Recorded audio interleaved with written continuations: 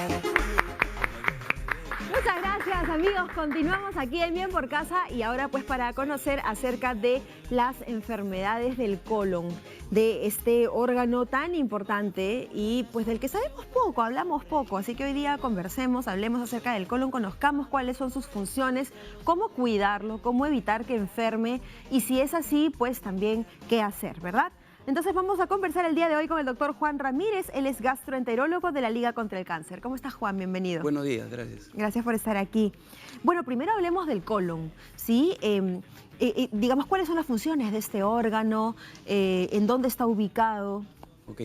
El colon es la última parte del aparato digestivo, mide aproximadamente 1,5 metros de longitud y en realidad sus funciones son muy pocas, que es básicamente recepcionar los restos fecales del intestino delgado, que lo lleva al intestino grueso llamado colon, y lo que hace el colon finalmente es absorber una buena cantidad de agua, algunos electrolitos para terminar de formar las heces.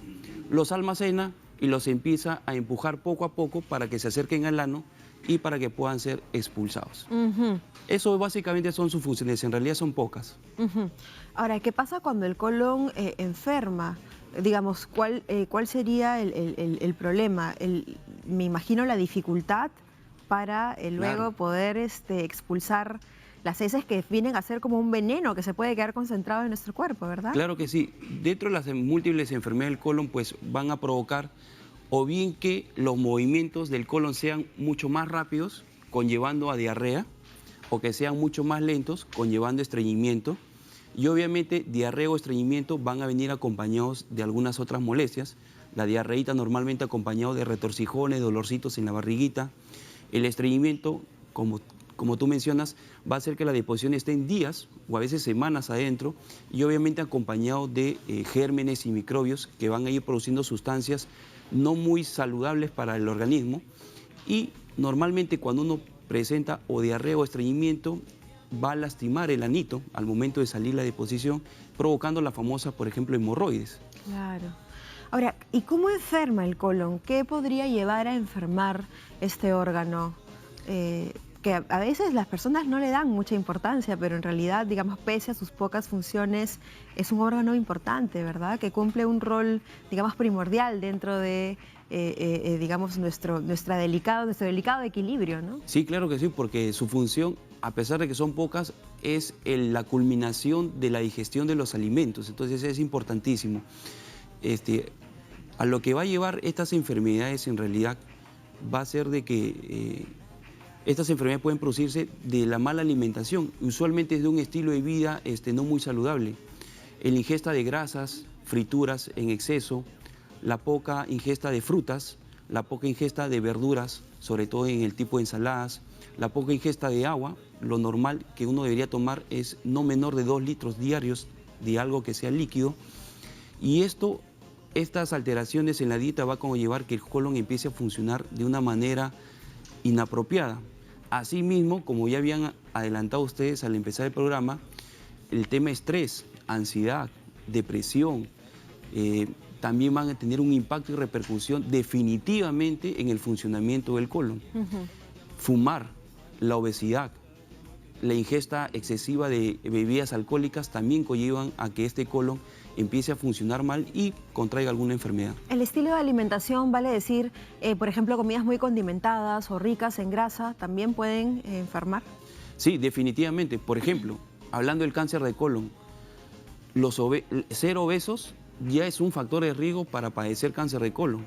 Y obviamente uno llega a la obesidad o porque come muchas golosinas, postres, carbohidratos, grasas, frituras. La poca actividad física también va a conllevar a que uno tenga esa obesidad y eso aumenta el riesgo, por ejemplo, del cáncer de colon.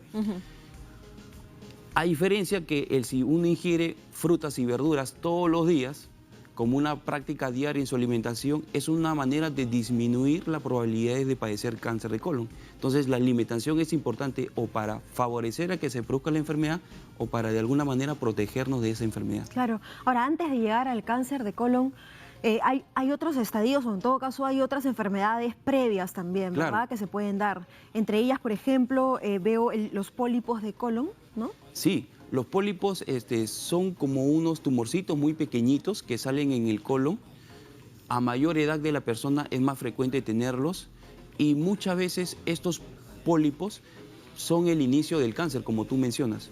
Aunque hay que aclarar que no toda persona que tiene pólipo es signo de inicio del cáncer. Hay pólipos buenos, inofensivos, y hay pólipos que sí, en el transcurso de 5, 10, 15 años van a transformarse a cáncer.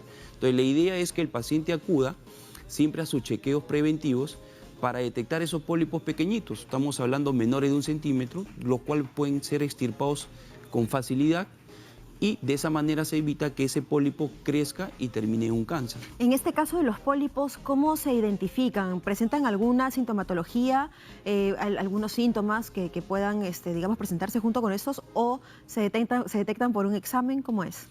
Los pólipos que están relacionados al cáncer de colon lamentablemente no producen ningún síntoma porque son chiquititos, empiezan siendo de 1 milímetro y van creciendo 5, 10, 15 milímetros, alcanzar varios centímetros y transformarse en cáncer. Entonces no hay ningún síntoma que nos dé indicio al médico de sospechar de que tenga el pólipo. Y los pólipos solamente podrían verse con una radiografía de colon doble contraste, que lo que hacen es pintar el colon por dentro, como colorearlo, y de esa manera resaltar los polipitos que están ahí adentro. Pero la mejor manera es ingresando esa manguerita a través del ano con una cámara en la punta que se llama colonoscopía, ¿no? Sería el examen ideal para la detección de estos pólipos, porque ya estarías mirando el interior del colon, ¿no? Claro que sí. Ahora, ¿alguna enfermedad, digamos, relacionada al sistema digestivo o alguna enfermedad digamos, del estómago o infección, no sé, una gastritis, por ejemplo, podría llevar o favorecer la formación de estos pólipos? No, en realidad no está relacionado a ninguna enfermedad. Salen de forma esporádica por cuestiones del azar espontáneo, así es. Bueno, tenemos preguntas del público. Isabel Chacón dice, ¿el tener hemorroides también pueden tener problemas con el colon? Es una pregunta que a veces hay gente que piensa que las hemorroides están relacionadas al cáncer de colon. No, no están relacionadas, no te aumenta el riesgo, no te predice que vas a padecer de cáncer de colon. Las hemorroides son unas enfermedades totalmente benignas, inofensivas, no relacionadas a ningún tipo de cáncer. Bueno, entonces no necesariamente hay que, digamos, poner alarma en este tipo de cosas, ¿no? Más bien darle sí tratamiento inmediato. ¿A qué médico podría dirigirse una persona con este tipo de afección? Sí, las afecciones del colon son manejadas por el gastroenterólogo. El gastroenterólogo hace la evaluación, hace el diagnóstico de la enfermedad y según eso podría terminar de ser manejado por el gastroenterólogo o a veces gastroenterólogo más un cirujano, en el caso de un cáncer, con un oncólogo adicional también, ¿no? ¿Y en el caso de hemorroides? Las hemorroides, la gran mayoría tiene un tratamiento, lo que llamamos médico. Quiere decir que con cambios en la dieta, cambios en el estilo de vida y algunos medicamentos suelen solucionarse la gran mayoría. Una minoría son derivados a la cirugía luego de la evaluación del gastroenterólogo, que determine el grado del hemorroide y que ya corresponde al cirujano. Perfecto. Tenemos más preguntas, dice la Diva Menes. ¿Qué ocurre cuando hay sangrado del ano? ¿Es peligroso eso? El sangrado siempre tiene que ser motivo para ir al médico Acudir especialista. Inmediatamente al médico, sí, claro. Lo que pasa a veces es que muchos creen que el sangrado es hemorroides y entonces se automedican. El problema está en que el cáncer de recto, por ejemplo, puede producir sangrado de unas características muy similares al sangrado del hemorroide. Pero claro, hay algunos síntomas adicionales, agregantes de cada enfermedad que el médico lo sabe, que a uno lo podría hacer sospechar entre hemorroides y algo malo. ¿Y en el caso del cáncer de recto es también por algún tema gastrointestinal o es estrictamente, digamos, focalizado en la zona? ¿Por qué se da? Primera vez que escucho. Sí, eso del cáncer de recto, como pertenece al colon, sus factores de riesgo vienen a ser lo mismo: la obesidad, el tabaco, el alcohol, las altas consumo de grasas y frituras y baja ingesta de frutas y verduras. Es básicamente por eso, por lo mismo del colon. Bueno, entonces definitivamente, pues ante un sangrado, inmediatamente acudir al médico tratante. Bueno, un médico general en todo caso podría derivar, ¿verdad? Sí, claro. La idea es que sea un médico quien haga la primera evaluación. Por supuesto. Tenemos más preguntas. Charlie Brody dice, ¿cuál es el tratamiento para el síndrome de colon irritable? El colon irritable probablemente sea la enfermedad más frecuente de colon en la actualidad. El colon irritable es una enfermedad en la cual el colon empieza a funcionar de una manera distinta a lo normal, provocada por alteraciones psicológicas, psiquiátricas o por el tema del estrés. Como mencionaba, ansiedad, depresión, pánico, personas que cursan un luto reciente, por ejemplo, pueden padecer de colon irritable. Y este colon irritable, simplemente el manejo es, uno, el apoyo psicológico o psiquiátrico en algunos casos. Dos, hacer algún tipo de dieta con el fin de disminuir las molestias, no con el fin de curar la enfermedad, porque la enfermedad ha sido desencadenada por un factor psicológico. ¿No tiene cura entonces? En realidad es muy recurrente, porque usualmente, no todos, las personas que padecen de colon irritable son personas que en su personalidad o son muy sensibles o tienen tendencia a la depresión o la ansiedad. Y la ansiedad y la depresión son enfermedades que vienen a recurrir durante los años. Va a haber temporadas en que van a estar bien o en que van a decaer, y el colon irritable va a desaparecer y aparecer según el estado de ánimo de estas personas. Y además se le agrega unos medicamentos que ayudan a corregir el mal funcionamiento que está padeciendo el colon irritable. Entonces es básicamente el apoyo psicológico, dieta y los medicamentos, tabletas, pastillas que se le dan a estos pacientes. ¿Y este colon irritable podría devenir en un cáncer de colon? Felizmente no. No. Felizmente digo no, porque la gran mayoría de pacientes llegan por un problema de colon irritable, si no estaríamos hablando de la cifra de cáncer de colon bastante altas. Claro, porque es una, digamos, no una enfermedad, sino es un síndrome, sería, ¿verdad? Claro, así es. Bastante frecuente, ¿no? Bastante conocido, pues, lamentablemente, el colon irritable. Es muy frecuente. El gastroenterólogo debe estar recibiendo más de la mitad de las consultas referentes a un tema de estrés. ¿Y cómo se diagnostica el colon irritable? Esa es buena pregunta. Lo que hace el médico es empezar a estudiar la molestia y descartar que haya alguna enfermedad real que la esté produciendo. Si viene con diarrea, empezar a descartar todas las enfermedades que pueden producir diarrea. Si viene con estreñimiento del colon irritable, todas las enfermedades que producen estreñimiento. Una vez que el médico ha hecho sus exámenes de acuerdo a la edad del paciente y a sus antecedentes, y ha descartado de que todo anda bien dentro del organismo, la conclusión es que es colon irritable, porque orgánicamente todo está perfecto. Todo está perfecto. Bueno, y además del colon irritable, tenemos también colitis ulcerativa, que son úlceras en el colon y en el recto. Sí, esa es una enfermedad no muy frecuente en el Perú, más que todo en Europa y Estados Unidos es más frecuente, pero es una enfermedad que produce una inflamación crónica e incurable a nivel del colon. Y sí, esta enfermedad es un factor de riesgo para hacer cáncer de colon. Estos pacientes tienen que siempre controlarse y acudir a sus citas con el gastroenterólogo y estar haciéndose exámenes del colon, la colonoscopía, con cierta periodicidad durante toda la vida de su tratamiento de enfermedad. Es como tratar una diabetes o una hipertensión arterial.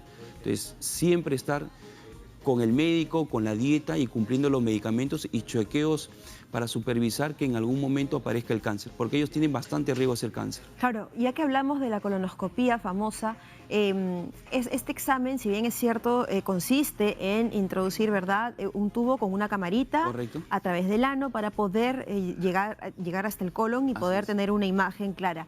Es muy fastidioso este examen. Hay muchas personas que hablan con mucho miedo o que generan mucho temor. Se comenta en los pasillos de los hospitales, qué sé yo. Entonces se crea pues un temor que de repente no necesariamente es así. Es muy fastidioso, muy molestoso.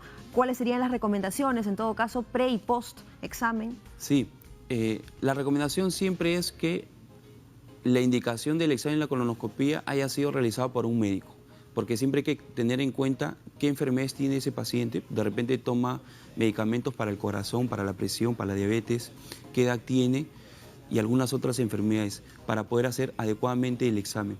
Sí es un poco incómodo porque es 1,5 metros más o menos que mide el colon y sí produce un poco de molestias.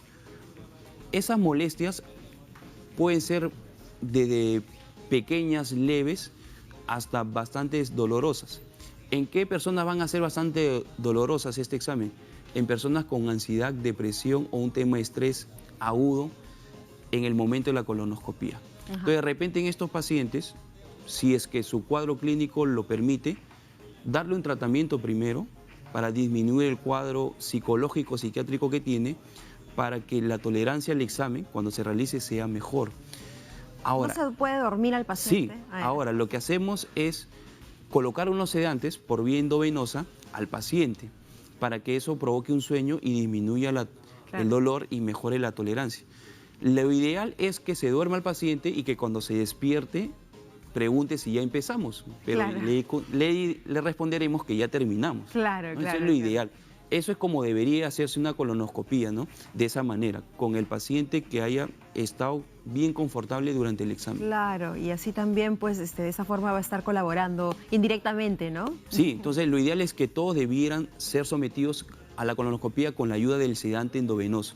Por eso tiene que haber una evaluación previa para corroborar de que todo el examen salga bien sin ninguna interrecurrencia o complicación. Claro. Ahora, ¿este examen en qué situaciones es indicado? Por ejemplo, una persona que tenga, al parecer, el síndrome de colon irritable, por ejemplo, ¿no? Que tenga, digamos, estreñimiento acompañado de diarreas, ¿no? Más o menos lo que he entendido, ya, claro. ¿no? Algún fastidio de repente digestivo. O sea, ¿en qué casos se recomienda y en qué casos no es necesario? Ya. La colonoscopía, con respecto al tema del cáncer, todas las personas de 50 años ya deberían someterse por un tema de prevención del cáncer de colon. Ajá, ok. Sí, ¿Cada cuánto tiempo? cada 10 años, pero que esto puede variar, según lo que se haya encontrado en la colonoscopia. Por ejemplo, un pólipo, entonces ya no va a ser 10, sino 5 o 3 años. Claro. Personas que son obesas, que fuman, ya no es a los 50 años, sino a los 45. ¿Por qué? Porque por fumar o ser obesos, el cáncer tiene una velocidad de crecimiento mayor en estas personas. Personas que tengan al papá, la mamá, hermanos o hijos que hayan tenido cáncer de colon, ellos también deberían someterse a los 50 años, probablemente o antes, al tema de prevención. Personas que tienen más de un mes de diarrea, probablemente vaya al examen del colon. Personas que tienen más de 50 años y apareció un estreñimiento que nunca había tenido. Personas que ya empiezan a defecar con sangre, también deberían ser sometidos. O personas que van a un chequeo médico por cualquier motivo y lo encuentran anemia, sin tener una explicación a ello. Claro. También podrían ser sometidos a un examen del colon. Esas serían las indicaciones más frecuentes. Perfecto. Tenemos otra pregunta del público. Carlos Chiro, que dice, ¿es verdad que las hierbas naturales te aseguran la limpieza del colon? Gracias. Esa es una pregunta no muy rara en la consulta. Hay gente que piensa que cada mes o una vez al año deberíamos hacernos una limpieza del colon. En realidad que eso no es necesario. ¿No? No. Si uno tiene su hábito de hacer sus deposiciones normales, como siempre lo ha tenido en la mayoría de años de vida que uno tiene, no tiene ninguna razón para hacerse ninguna limpieza. Hay gente que piensa que cada vez que come debería ir al baño a defecar. No es así. No. La número de veces que va al baño a defecar es la número de veces que, si yo tengo 30 años, en mis 29 años de vida, si he ido una vez a defecar al día, eso es lo normal para mí. Hay otras personas que van 2 o 3, es lo normal para esas personas. Entonces, las hierbas o cualquier producto para hacer limpieza del colon no son necesarias para mejorar el funcionamiento del colon ni para prevenir ninguna enfermedad. Sí se manda limpieza del colon por un médico cuando hay un tema, por ejemplo, de estreñimiento. Te pongo un ejemplo, persona que va a defecar una vez por semana. Claro. Ellos sí van a necesitar una limpieza del colon, pero no con hierbas, sino con unos medicamentos especiales para ese fin. Hay hierbas sí que son buenas para el estreñimiento, pero usualmente son muy fuertes y provocan o cólicos o retorcijones fuertes o hacen que el paciente solucione su tema de estreñimiento, pero termine en una diarrea. Claro, claro. Ahora, ¿y estos lavados que a veces promocionan también en la televisión, sí, incluso? Es lo mismo en realidad, Ajá. es el tema de hacer la limpieza del colon innecesaria. Sí se hacen, como vuelvo a repetir, limpieza del colon por indicación médica, por un tema de una enfermedad diagnosticada por el médico. O sea, esos lavados así tampoco funcionan, incluso que como estos que son unos líquidos, ¿verdad? Que ingresan, sí, lavados intestinales. Claro. no va. Sí se colocan enemas, por ejemplo, para hacer algunos exámenes, para algunos estudios médicos, ¿no? Algunas ecografías, radiografías sí mandan a colocarse enemas, pero son por temas, indicaciones médicas. Siempre con indicación. Correcto. Perfecto. No por un tema preventivo, porque no te va a ayudar a prevenir nada. Bueno, y en el tema del cáncer de colon, ¿no? En nuestro país definitivamente pues es un número significativo de pacientes, ¿verdad? Sí, lamentablemente las cifras no disminuyen. Para que tengan una idea, todos los días aproximadamente 2 personas son diagnosticadas de cáncer de colon. Y todos los días 4, casi 5 mueren por cáncer de colon. Todos los días, acá en el Perú, son cifras de acá del Perú. Sí, claro. Entonces, no es muy raro. Es la quinta causa de muerte por cáncer. No es la primera es estómago y colon ocupa el quinto lugar. Entonces, no es una enfermedad muy rara. Sí, como dijiste, es un órgano que no le dan mucha importancia. Más importante son otras cosas para muchas de las personas, pero sí, no hay que olvidarnos que el colon está ahí, ¿no? Claro que sí. Bueno, entonces ya saben, ante cualquier situación, ante cualquier anomalía, ante cualquier sangrado, inmediatamente acudir al médico y solo sí, mejor dicho, el médico lo determina, pues hay que realizarse este examen. Ya nos ha explicado el doctor Juan que no es tan terrible el tema de la colonoscopía. En realidad lo ideal es que el paciente pueda estar dormido, semidormido, ¿no? Y que pues de esta forma no va a sentir ningún dolor, ningún fastidio. Muchas personas a veces... Esto lo recalco porque muchas personas a veces tienen mucho miedo a realizarse el examen, piensan que es muy doloroso y por evitarse ese fastidio dicen no, mejor no lo hago, lo voy postergando y en ese camino podría haber un cáncer que esté ganando terreno, pues, ¿no? Sí, es cierto, hay muchos que no se someten por un temor, quisieran, pero el temor les gana en realidad. Pero uno tiene que ponerse a pensar qué podría ganar y qué podría perder al someterse o dejar de someterse a este examen. Por supuesto. Una colonoscopía detecta un pólipo pequeño, lo extirpa, lo saca y se acabó el problema del cáncer. Y uno se evita una enfermedad bastante complicada después, ¿no? Por supuesto. Así es, así que bueno, hay que hacernos nuestros chequeos preventivos a tiempo y por supuesto pues acudir a nuestro médico para que él nos diagnostique y también pues nos dé la receta de los remedios y los exámenes que necesitemos y hay que hacerlos. Muchísimas gracias, doctor Juan Ramírez, un aplauso para nuestro invitado.